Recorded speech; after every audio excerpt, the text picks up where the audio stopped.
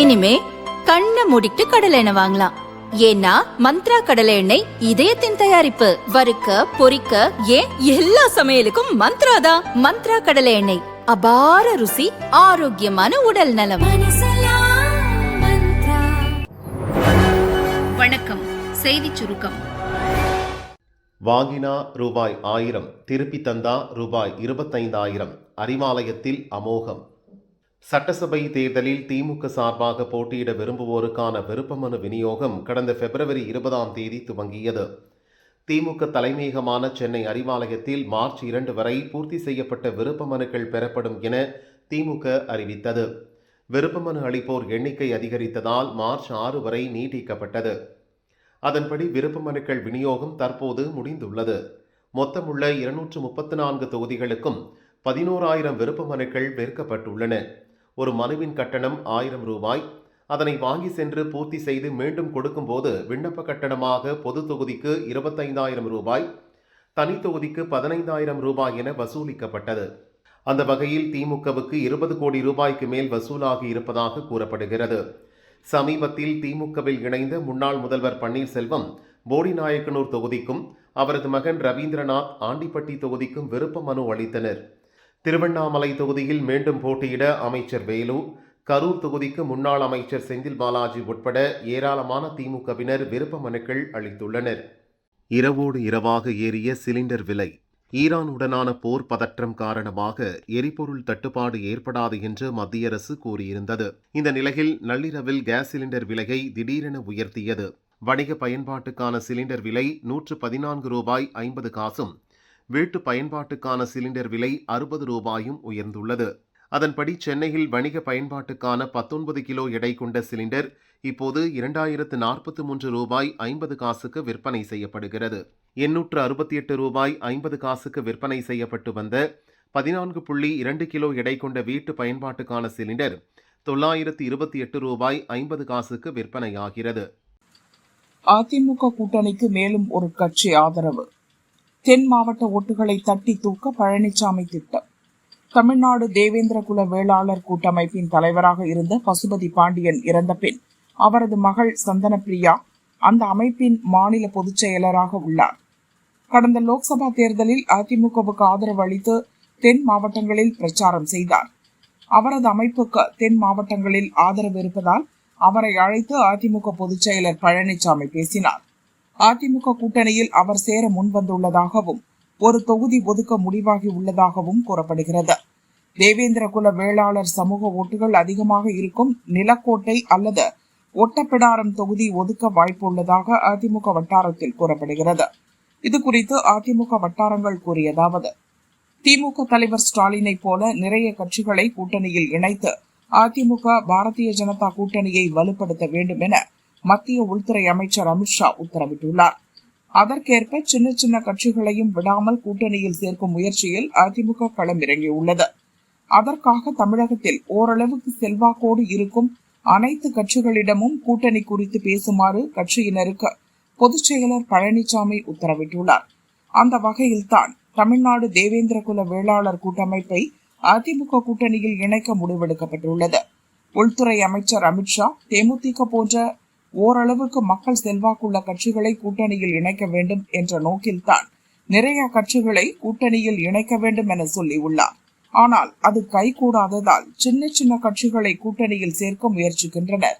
கூட்டணியில் நிறைய எண்ணிக்கையில் கட்சிகள் இருக்கலாம், ஆனால் அவையெல்லாம் பலன் தருமா என தெரியாது என அக்கட்சி வட்டாரங்கள் கூறின. ஓரங்கட்டிய விஜய், விரக்தியில் ஆனந்த். பின்னணியில் ஜான் ஆதவ். தாவைக்காவில் நடப்பது என்ன? வேட்பாளர் தேர்வு உள்ளிட்ட எந்த பணிகளையும் செய்ய வேண்டாம் என பொதுச் செயலர் ஆனந்தை தாவைக்கா தலைவர் விஜய் ஓரங்கட்டிய தகவல் வெளியாகியுள்ளது. இதுகுறித்து தாவைக்கா வட்டாரங்கள் கூறியதாவது: நடிகர் விஜய் மக்கள் இயக்கத்தை துவக்கிய போதிருந்தே அவருடன் ஆனந்த் உள்ளார்.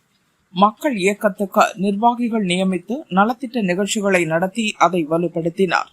அதோடு விஜய் படம் வெளியாகும் போது ரசிகர்களை ஒருங்கிணைத்து அதை திருவிழா போல் நடத்துவதும் ஆனந்த் வேலைதான். ஆனந்துக்கும் தனது தந்தை S.A. சந்திரசேகருக்கும் இடையே மோதல் ஏற்பட்ட போது கூட ஆனந்த் பக்கம்தான் விஜய் நின்றார். தாவேகாவில் பொதுச் செயலர் பதவியும் ஆனந்துக்கு கொடுத்தார். அந்த அளவுக்கு ஆனந்த் மீது விஜய் நம்பிக்கை வைத்திருந்தார். ஆனால் விஜயின் வியூக வகுப்பாளர் ஜான் ஆரோக்கியசாமிக்கும் ஆனந்துக்கும் ஆகாமல் போனது. இருப்பினும் ஆனந்துடன் விஜய் நெருக்கமாக இருப்பதாலும் கட்சி நிர்வாகிகள் அவரது கட்டுப்பாட்டில் இருப்பதாலும் அவரை யாரும் சீண்டவில்லை. அவரிடமிருந்து அதிகாரத்தை பறிக்க திட்டமிடப்பட்டது. இந்த விஷயத்தில் ஆனந்துக்கு எதிராக கட்சியின் தேர்தல் பிரிவு மேலாண்மை பொதுச் செயலராக இருக்கும் ஆதவும் கைகோர்த்தார். ஆனந்த் இல்லாத நேரத்தில் அவரை கடுமையாக விமர்சித்து ஜான் பேசினார். அந்த ஆடியோ கூட சமீபத்தில் வெளியானது. தொடர்ந்து தொழில்நுட்பம், வியூக வகுப்பு போன்ற விஷயங்கள் ஆனந்துக்கு புரியவில்லை என விஜயிடம் ஜானும் ஆதவும் தூபம் போட்டுக்கொண்டே இருந்தனர். போதாக்குறைக்கு ஆனந்தின் மேடை பேச்சும் சமூக வலைதளங்களில் கேலிக்குள்ளாகி கட்சியை பாதித்தது. எனவேதான் தற்போது விஜய் பங்கேற்கும் நிகழ்ச்சிகளில் ஆனந்துக்கு பேச அனுமதி தருவதில்லை. இந்நிலையில் வேட்பாளர் தேர்வில் நிர்வாகிகளுக்கு முன்னுரிமை கொடுக்க வேண்டுமென ஆனந்த் ஒரு பட்டியலை தயார் செய்து வைத்திருந்தார். நிர்வாகிகளிடம் பலன்களை அடைந்துதான் ஆனந்த் அந்த பட்டியலை தயார் செய்ததாக ஜான் விமர்சிக்க இருவருக்கும் கடந்த 2 வாரங்களுக்கு முன் மோதல் ஏற்பட்டது. இந்நிலையில் சென்னை பாய்ஸ் கார்டனில் உள்ள ஆதவ் அலுவலகத்தில் நடந்த ஆலோசனை கூட்டத்தில் ஆனந்துக்கும் ஆதவுக்கும் இடையே மோதல் ஏற்பட்டது. இந்த விவகாரம் விஜயிடம் சொல்லப்பட்டிருக்கிறது. கோபமடைந்த விஜய், வியூக வகுப்பு வேலையெல்லாம் உங்களுக்கு வேண்டாம், நீங்கள் போய் உங்கள் தொகுதி வேலையை மட்டும் பாருங்கள் என ஆனந்தை எச்சரித்துள்ளார். இதனால் கடுமையான விரக்தியில் இருக்கும் ஆனந்த் கட்சி நிகழ்ச்சிகளில் கலந்து கொள்வதை தவிர்த்து வருகிறார். அதன்படிதான் மார்ச் 4ஆம் தேதி தஞ்சாவூரில் நடந்த கூட்டத்தின் போது ஆனந்த் மிக அமைதியாக இருந்திருக்கிறார். ஆனந்த் ஓரம் கட்டப்பட்டதால் அவரை நம்பியிருக்கும் கட்சி நிர்வாகிகள் அப்செட் ஆகியுள்ளனர் என அந்த வட்டாரங்கள் கூறின. தமிழகத்தில் களமிறங்கிய வெளிமாநில நிர்வாகிகள். தேர்தல் பணியில் அதிரடி காட்டும் பாரதிய ஜனதா. பாரதிய ஜனதா வெற்றிக்கு செய்ய வேண்டிய பணிகள் தொடர்பான தகவல்களை திரட்டுமாறு கட்சி பார்வையாளர்களுக்கு பாரதிய ஜனதா தேசிய அமைப்பு பொதுச் செயலர் சந்தோஷ் அறிவுறுத்தியுள்ளார்.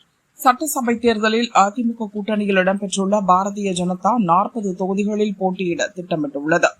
மேலும் சிறிய கட்சிகளை தாமரை சின்னத்தில் போட்டியிட வைக்கவும் முடிவு செய்துள்ளது. அதன் அடிப்படையில் வெற்றி வாய்ப்பு அதிகம் இருப்பதாக கருதப்படும் 57 தொகுதிகளுக்கு கர்நாடகா உள்ளிட்ட பிற மாநிலங்களைச் சேர்ந்த 57 பேரை பார்வையாளர்களாக பாரதிய ஜனதா நியமித்துள்ளது. அவர்களுக்கான ஆலோசனை கூட்டம் சென்னையில் நேற்று நடந்தது.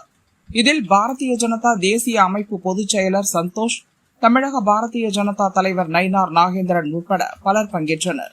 சந்தோஷ் பேசியுள்ளதாவது: ஒவ்வொரு பார்வையாளரும் தங்களுக்கு ஒதுக்கப்பட்ட தொகுதியில் திமுக அரசு மற்றும் மத்திய அரசு குறித்த மக்கள் கருத்துக்களை கேட்டு மேலிட தலைவர்களுக்கு அனுப்ப வேண்டும். திமுக அரசுக்கு எதிராக என்னென்ன பிரச்சனைகள் குறித்து அதிகம் பேசுகின்றனர், மத்திய அரசிடம் எதிர்பார்ப்பு என்ன, எந்த பகுதியில் மதத்திற்கும் ஜாதிக்கும் அதிக முக்கியத்துவம் தருகின்றனர் போன்ற விவரங்களையும் திரட்டி அனுப்ப வேண்டும் என அவர் பேசியதாக தகவல் வெளியாகியுள்ளது.